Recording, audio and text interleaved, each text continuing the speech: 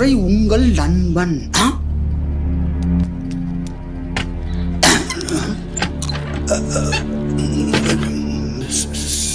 Sir, கல்லமுட்டா sir,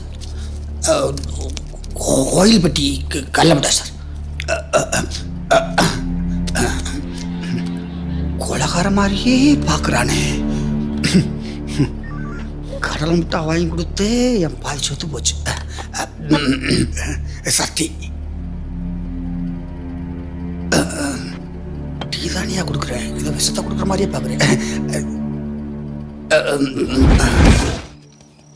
அம்மா tea வேண்டாம்ப்பா. அம்மா, இந்த உங்கள் இன்ஸ்பெக்டர் தினசரி கோயில்பட்டி கடல முட்டா வேணும்னு கேட்குறாரு. அதுக்கு நான் எங்கம்மா போவேன்?